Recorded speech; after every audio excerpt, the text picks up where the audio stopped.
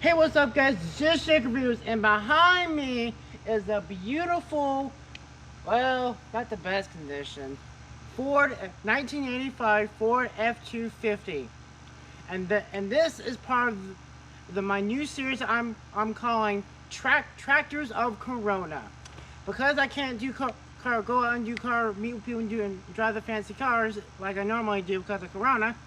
I'm reviewing all a bunch of my tractors, including this thing, beauty right here. And I'm just saying, Jake, you just said Ford F-250. That's not a tractor. Well, on the looks of it, no, it doesn't. It's not a tractor. It is a truck. It is a harder one. If you many people who don't know about this, the Ford F-250 has been made for many years. Started all the way back, I believe, 1970s was one of the first years they introduced it. Main reason why they wanted to introduce it, because people were like, I need more power out of this truck. I need a slightly bigger truck. I can't pull on my tractor when they get stuck in mud. First, and Chevy was like, whoa, supply one. Chevy has one. Say, look, we got one right here. And Ford's like, you need to get on it, get a cheap, great one. That's kind of how it was made. But originally, back when they first made it, and same thing with this, it wasn't a entirely separate model. It was just a slightly bigger than the F-150. Whereas nowadays, the F-250 is twice the size of an F-150. And that's mainly because it is a slightly different chassis than the F-150. Whereas back then, when they first came out with it, it was only tiny. They just adjusted it a little bit. It was pretty much the same line, same everything. The only thing different was longer bed, and of course you can get the long bed option, which this baby has, and there's a bigger engine. That was about it. This, I believe, is the second generation of the F-250 line. Even though it's, like I said, it's the same as an F-150, just a little bit bigger engine. But the first thing this truck offers was the engine. This has a 6.9 liter naturally aspirated International Harvester diesel. Now, if you're a tractor guru or you work on a farm or you just know what tractors are, you're probably like, hey, I know that name. I got International Harvester too. Well, it's not a truck, it's a tractor. Well, funny thing, when Ford first introduced the diesel, they didn't want to spend time creating their own diesel like Chevy did. So they're like, hey, International Harvester, can we borrow a V8 from you? Sure, here you go. That's kind of what they did. And they did that until 2012 when Ford's like, okay, I want to introduce my own engine. We want to introduce our own engine. It's too much for money. Because I guess it took them a while to make it. I don't know. Now, I don't know if when they introduced the power stroke, if that changed it. I've heard different rates at different years when they introduced it. But I do know at some point they did start making their own diesel. But in this year, which was in 1983, or was it 72? I don't know. 1983, was the first ever diesel engine offered in this F-250 line. Back in the 70s, which was the 6th generation of the F Fleet Series line. If you didn't know what that means, F and F-150 stands for Fleet Series. The Fleet Series line, that was the first time they introduced a diesel, and it still was International Harvester. It just wasn't as big as this one has. But for the 8th generation of the F-250, like, hey, let's put a diesel in it. So again, it was International Harvester, they put it in. Now, it was an option. This one actually has the option. And you could also got the Ford 300s, I forget what it was. That made a bit more power. I think it made about 360, something like that. But the reason why a lot of people got the diesel, especially my grandfather, who originally bought this back in 1985, was because they wanted the big torquey. What's really good about diesel engines is they're torque monsters. So this thing is not fast. It won't beat any race, but it will pull a tractor out of a ditch if it needs to. And trust me, this truck has pulled many of our tractors, which you'll see in the future, out of a ditch when they get stuck. Because trust me, it happens. It's good to have something like this. And ironically, the tractors pull it out of it as well. So it kind of works either way. Another thing, power-wise, like I said, this is a torque monster. It ain't on power. So power ain't that much. This thing only has about 150 horsepower. Not a lot. but what it does have is 270 pound-feet of torque. That's a lot of torque, and trust me, you're gonna see in a few minutes of how amazing that torque is. It's pretty good. And they believe they made the first ever chassis of the Ford FC, which when I review it, you'll see of when it was a separate chassis, was believed 1990. So until the 1990s, it basically the F-250 was a slightly bigger model. It's actual same chassis. Whereas nowadays, if you buy an F-250, it's about twice the size of an F-150.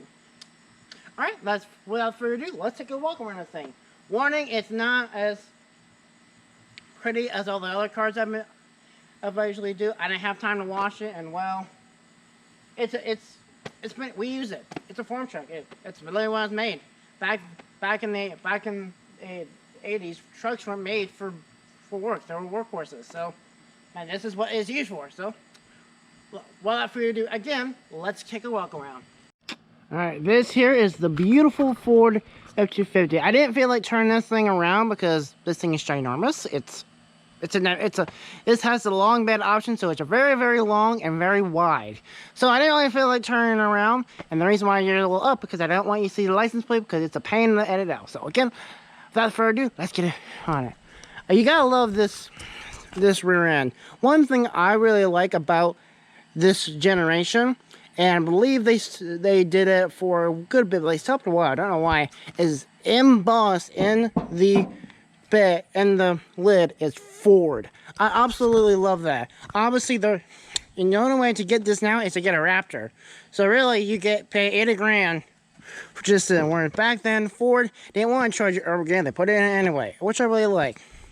Now, obviously, you can see a bunch of rust and things. This is a very old truck. So, when things get old, they rust and they break. That's kind of what's happened to this poor girl.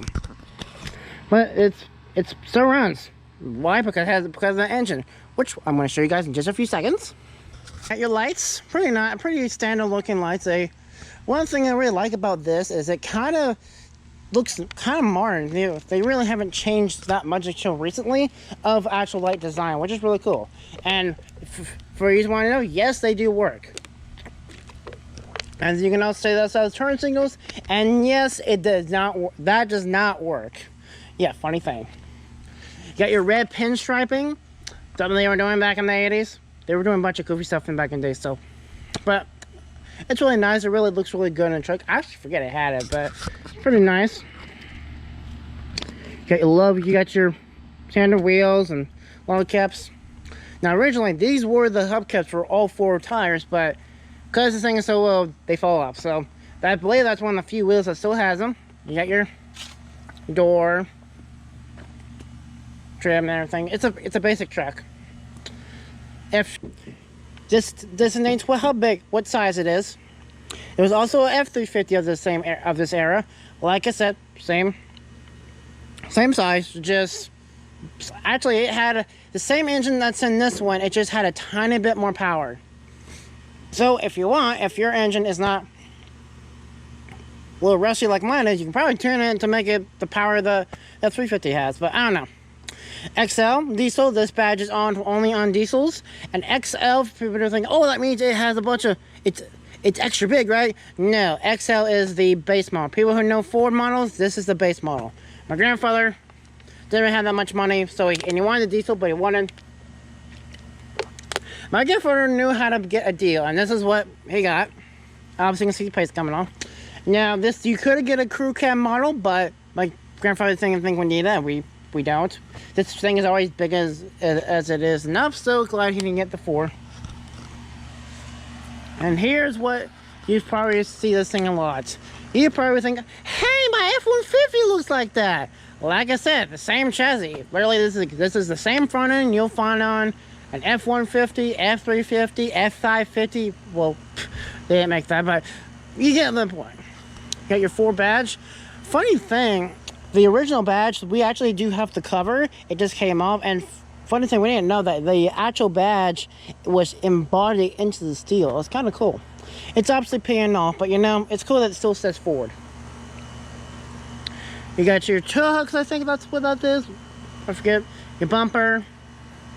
Stuff like that. I know you guys want to see the engine, but there's one quick thing I gotta show you guys. This right here, I should have gone all the way around, but this right here, you see that this thing has 2 gas taps. What does that mean? Yes, this thing has 2 fuel tanks. This was an option back in the day. Main reason why people got it, especially my grandfather got it, is they didn't want to have to go back and forth to get fuel, so they had 2 gas tanks, so if they ever need one right now, just switch to the other one. Now, I don't know if they still do that. I don't know. In the comments, let me know if they still do that. But if they don't, they should bring it back. I know a lot of people who do those little runs that they do. I forget what they're called. The little runs you go across the island, and they are constantly trying to get big extra gas tanks put in. Well, why not get one of these? Here it has it. Doesn't go 150 miles an hour, but you know, it has another engine. You can just check the engine and put a Corvette engine. Boom. Goes super fast. I doubt that would work, but you know, it's a cool idea. Alright, time to show the awaited engine. Now, cool thing to know about this truck is back in the day, there wasn't any remote access keys. What is that? What is that, if you guys don't know? Is when you, let's see, actually I don't have my car keys on me. So your typical key has an on-lock button, lock button, and some people have power push start, some people don't, but usually it's some form of key. Well, back in the day, they didn't have that. They didn't have remote access, no nothing. So how'd you do it? You got 2 keys. This here only unlocks the door. You guys can see it. And this key right here starts it. And if you lose one, you can't either start it or unlock the door. So what we try to do is we like to hide the ignition key somewhere in here. I'm not gonna say where because I don't want people stealing it. Well, wherever you would have to find this prop in your argument, but you get the point. I don't really want to show it. And basically, and we keep the door key on this key fob. That way, you don't have to have so many keys. Now, to start this truck, I'm going to show the engine. I have to. Now, because this thing is so old, this thing doesn't have an electric fuel pump because they didn't make them back then. This thing has a mechanical fuel pump, like many vehicles of this era. And so, with things since it's made of like steel, copper, something like that, and after a while, that stuff rusts because that's what metal does. There we go. Sorry about that. I had too much stuff in my hand. I had my water bottle on the ether. So this right here is the 6.9 liter International Harvester V8. Makes, like I said, doesn't make that much power. It only makes about 175. But it makes about 285 pounds-feet of torque, which is really good. That's mainly what the purpose was of this engine, was to be a torque motor. It's like a tractor. I didn't times that one. Now, to start this truck, because it's so old, you can't really just, you can't just turn the key and it'll start. It won't do that. We don't really live down here that often. This is another one. This is a side property I have, and we live pretty far away from here. So we're not here weeks and weeks at a time.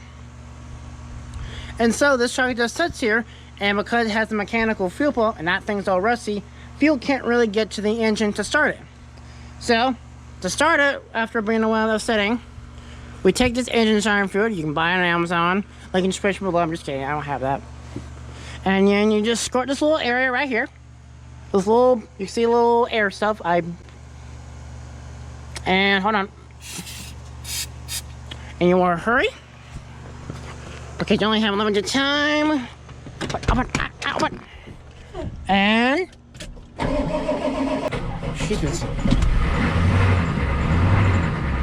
sorry, she's really been sitting in a while. Well, let's sit and run for a minute. Alright, it's gonna be a little hard to hear. This thing's pretty loud because it's a diesel. But here she is, all running now. I apologize for that before.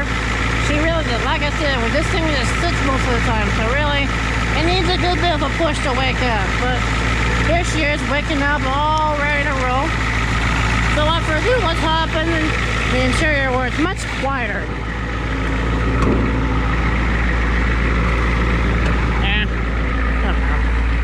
Sorry the paint's coming off, but that's kind of how it's going for it.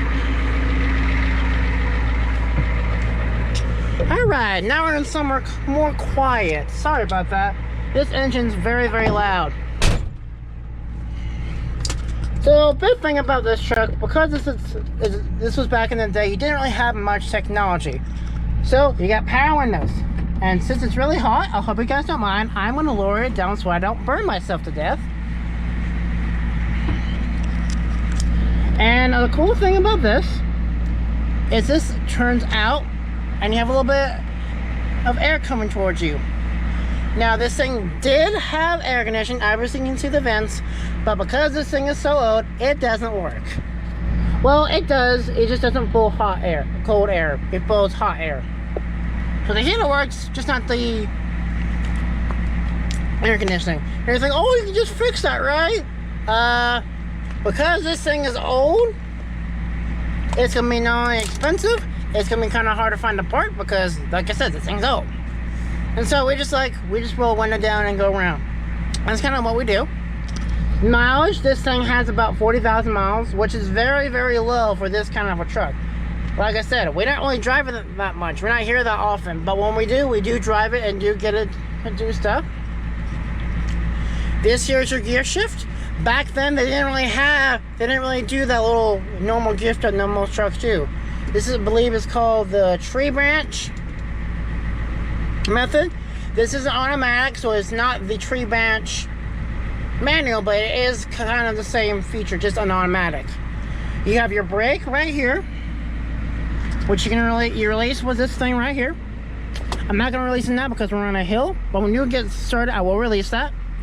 You push down with this. You got your brake, your gas, simple stuff. You got your gauges. Not much here because it just wasn't much back in the 80s. You got leather seats. And that's what happens after over 20 years of leather does to you. There's holes in that. Leather wrapped steering wheel. It's very sticky because of its old age.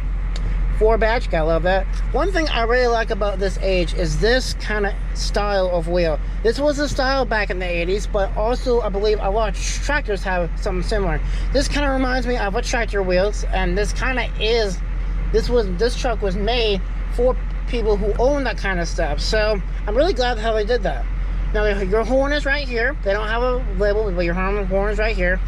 I'm not gonna hurt it because my dad's in a meeting right now with his work and I don't want to bother him.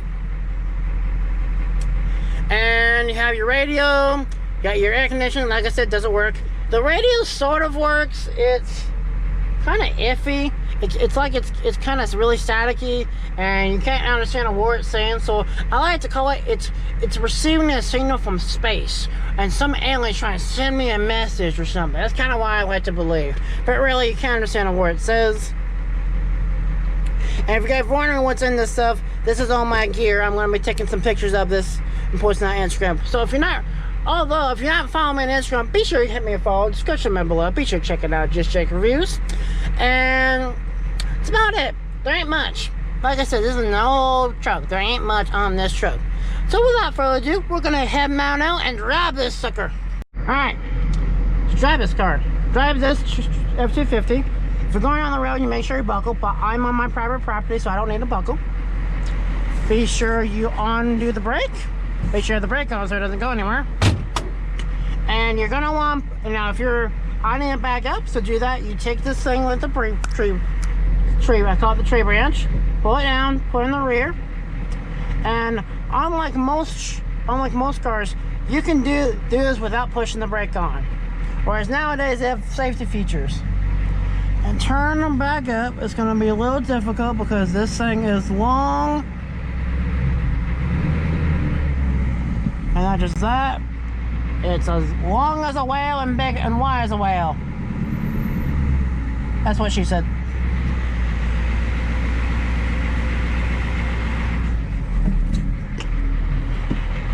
big, it's a little difficult to maneuver. So I'm so used to driving big and SUVs because I learned to drive on this thing. But funny thing, this wasn't my first vehicle I've ever driven.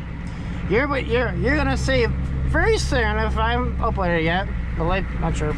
Well, the first vehicle I've ever drove. First thing I ever drove. Right now they're on. One thing I forgot to mention about this cool vehicle is you have 4x4. It's one big thing that we have to have down here. And it was an option. You could have gotten 4x2, but we wanted 4x4. And funny thing, that was the first time they offered. This year's model, the first time they offered 4x4, which was actually really cool. As well as the engine. So a lot of new stuff was invented with this truck.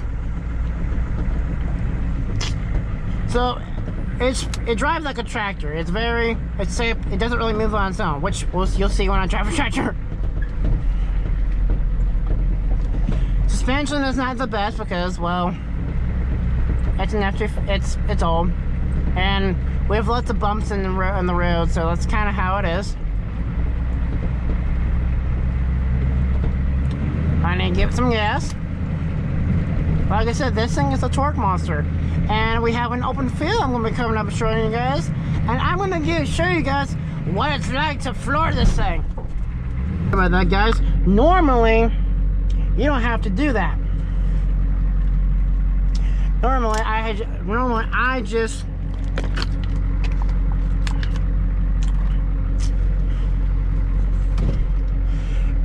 if you slam the wheel, can't speak today. Normally, if you just slam the hood down, it'll close to a point, but won't close all the way. But it won't stop opening. But we kind of opened, so I thought that's what it was. But eventually, I didn't close it really all that good, so I slammed it. It's good now.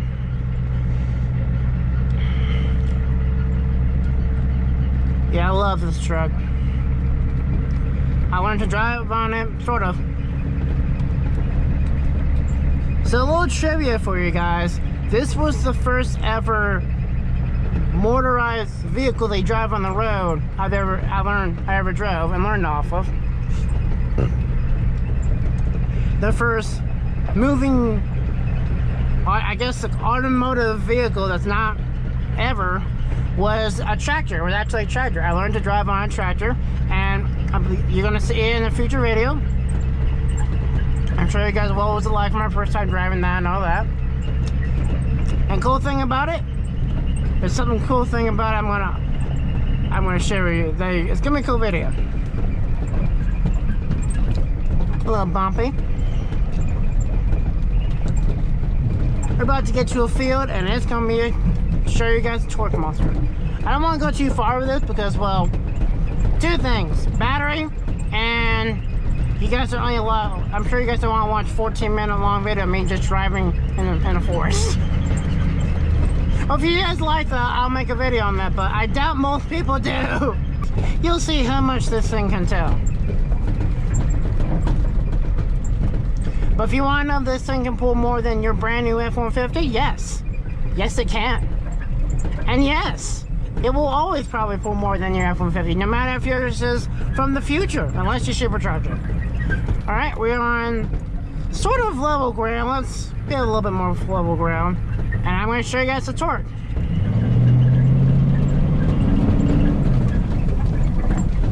That's the torque of this machine.